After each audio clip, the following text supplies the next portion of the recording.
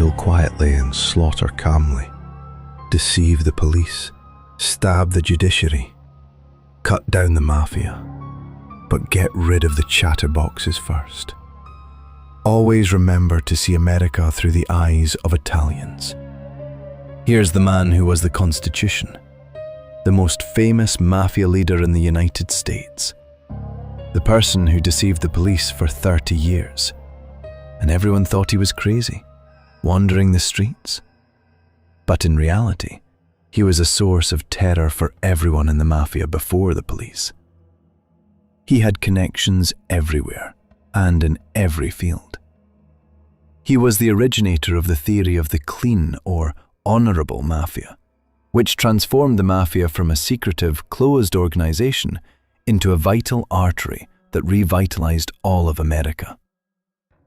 He managed to infiltrate every corner of the economy and the state, yet nobody could break him or destroy him, except his son. Today we talk about the godfather of the mafia and the spiritual father of all the crimes that happened in America. The man who became the leader of the entire Italian mafia, broke all its rules, and invented a new policy. A policy that revived the mafia in all its pillars.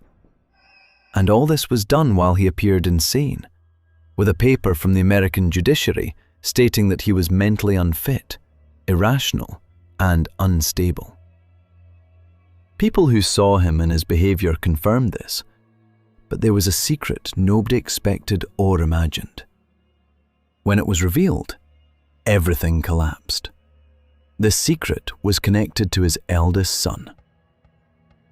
Before we start today's episode, I want everyone watching for the first time to subscribe to the channel and enable the notification bell. Don't forget the like, and as usual, let's discuss in the comments and share our opinions.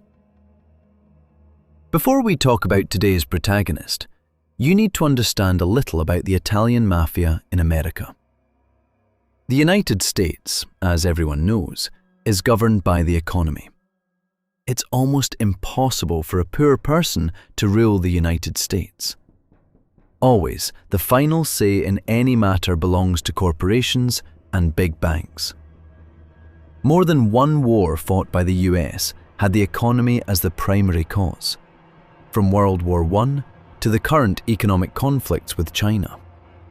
Therefore, any financial entity in the US needs a political arm, like the Italian mafia. Is that possible? Yes, it is. The Italian mafia has investments and enormous properties in the United States. To protect their interests and maintain smooth operations, they have an army of lawyers. And when I say an army, I'm not exaggerating. They have lawyers in every state and city, numbering in the hundreds. These lawyers handle the legal cover for any suspicious activity carried out by the mafia, and defend them if the US government ever accuses them. To clarify, the American administration knows each of them personally and understands the nature of their illicit activities, yet it has no problem with them. In fact, there are collaborations, like settling individuals or shady deals through the mafia rather than the state. The mafia is a massive financial power. That's why nobody approaches them. Officials always seek their approval. They have followers and people working with them in official institutions, including representatives in Congress, the Senate, and even news agencies. This makes them a powerful and influential organization. A side fact that may sound strange but is true, confirmed by dozens of newspapers. Recently, Italian Prime Minister Giorgia Meloni was seeking to normalize relations with Bashar al-Assad in the weeks before his fall. She tried to convince the European Union of this, emphasizing the need to reinstate Assad's government to prevent Russia from dominating Syria and manage the refugee issue. Later, reports revealed that the Italian mafia pressured the government, requesting Meloni's administration to normalize relations with Assad. The main reason? In the last 5 years, Assad's regime had become the godfather of illegal substances worldwide, smuggling enormous quantities through illegal channels. Over time, it became almost impossible due to neighboring countries' measures. The Mafia needed direct smuggling routes from Latakia and Tartus ports to European ports under Italian Mafia control. The second reason was at the request of manufacturers, intermediaries, and distributors working for Assad. The point of all this is to show the size and power of the Italian Mafia.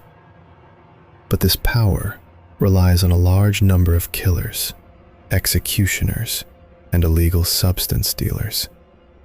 It is an absolute force of evil. Therefore, strict laws govern them, with severe consequences if broken. Immediate execution, torture to death, or, if the target is significant, the assassination of a family member.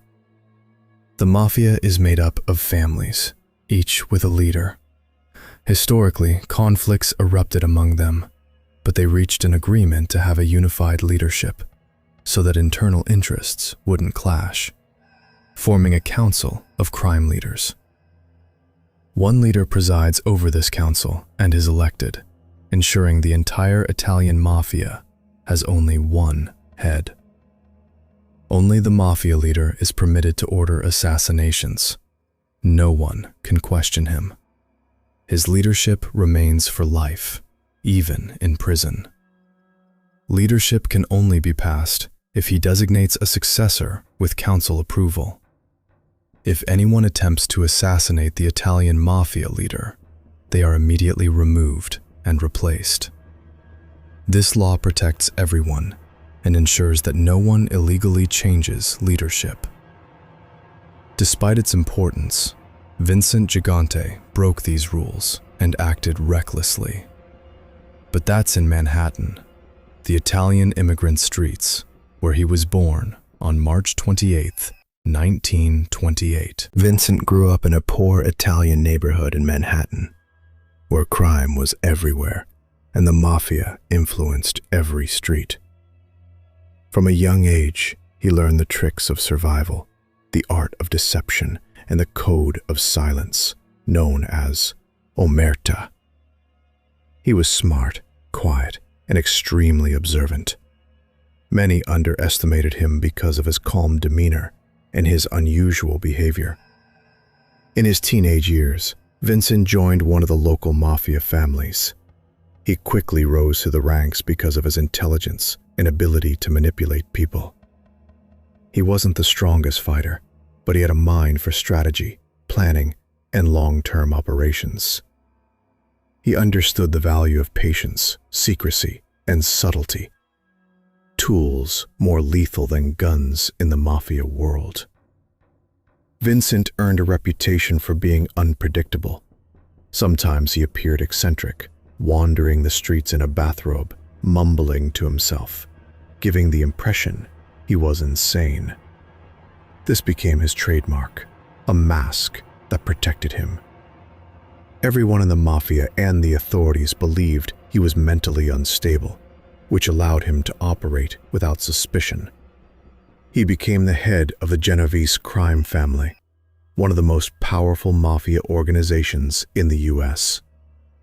But Vincent didn't just take over. He transformed the family's operations.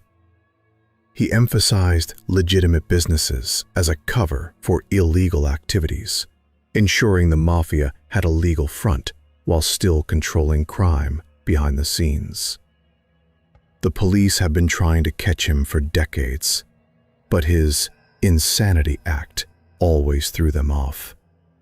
Whenever an investigation came close, Vincent's calm and bizarre behavior convinced officials and judges that he was harmless, mentally ill, and incapable of organizing crimes.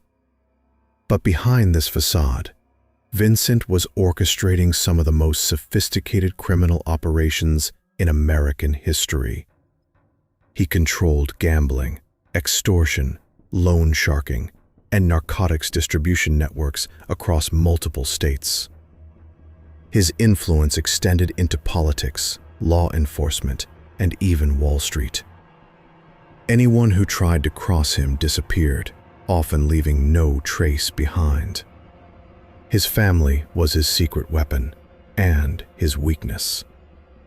Vincent's eldest son, Vito, grew up witnessing his father's methods. Vito was intelligent, ambitious, and increasingly dissatisfied with living in the shadow of his father's strict rules. Tensions grew between father and son, as Vito wanted more freedom to pursue his own criminal interests. This conflict eventually led to the downfall of Vincent's empire. Despite decades of careful planning, deception, and manipulation, it was family betrayal that threatened everything he built. The same son he had protected, nurtured, and taught became the key to exposing Vincent to the authorities and other rival factions within the Mafia. Vincent's story is not just about crime. It's about deception, strategy, and the delicate balance between power and family. He represents a paradox, a man considered insane by the world, yet capable of controlling a massive criminal empire with precision and patience. And the end, it was this very empire, built on secrecy and cunning, that became vulnerable because of trust placed in his own blood. Vincent's life is a lesson in the duality of human nature: calm and chaos, sanity and madness, loyalty and betrayal. His legacy remains a symbol of the Italian Mafia's influence in America, showing how one man's brilliance can dominate an entire underworld while maintaining an appearance of harmlessness. Despite Vincent's careful planning and decades of control, cracks began to appear. His son Andrew, who had grown up learning the Mafia's secrets, started taking control from the shadows. Vincent remained publicly insane, meeting with doctors, taking medication, and behaving erratically in front of law enforcement. Meanwhile, Andrew executed the real operations, managing finances, issuing orders, and enforcing rules. To the world, Vincent seemed helpless and delusional, but in reality, he was the true mastermind. Over the years, Vincent implemented strict rules to maintain secrecy. No one in the family was allowed to know the real identities of high-ranking members, not even their faces. If anyone tried to uncover forbidden information, they faced death. Communication was coded, meetings were secret, and spies within the organization reported back to Vincent's closest aides. Absolute loyalty and absolute secrecy became the Mafia's core. Vincent also revolutionized the Mafia's operations.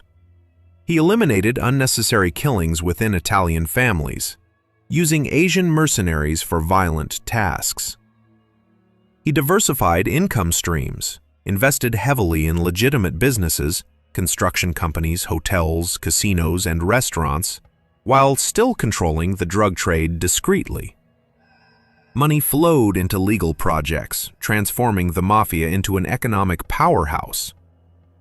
The government watched, benefiting indirectly from Vincent's rule, yet unable to prove any direct involvement due to his meticulous use of proxies.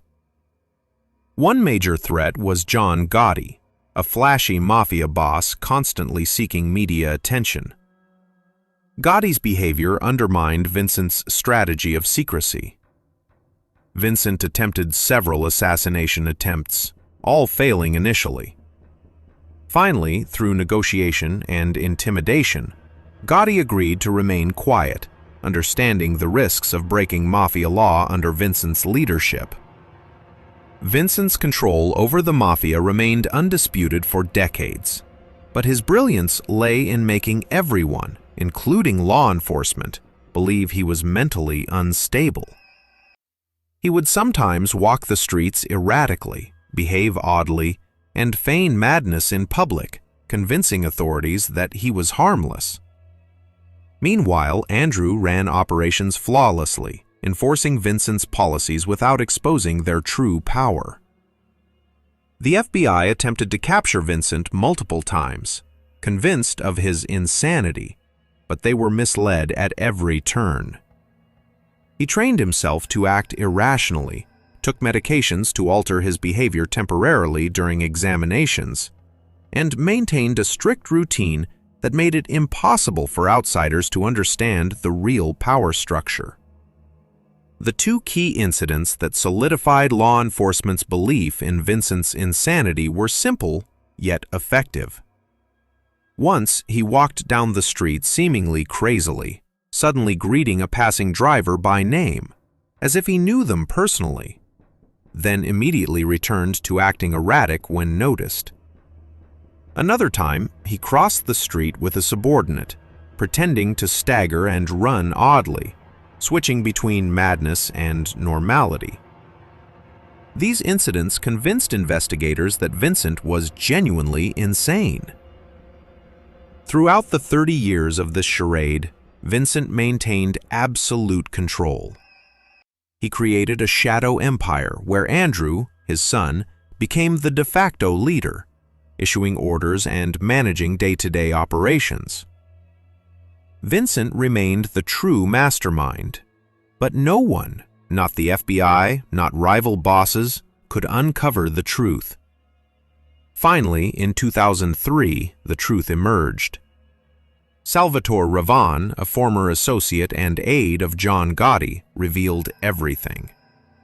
Ravan testified that Vincent was not insane and had been orchestrating the Mafia's operations for decades. He confirmed that Andrew was merely a figurehead, and Vincent was the true leader behind every major move, every strategic decision, and every profitable operation. The law enforcement's long-held assumption of Vincent's madness was shattered. Vincent's empire, built on deception, intelligence, and patience, remained intact despite decades of scrutiny. His methods, blending apparent insanity with ruthless efficiency, secrecy with absolute control, became legendary. He showed the world that appearances could be deceiving, and true power often lies behind masks carefully maintained over a lifetime.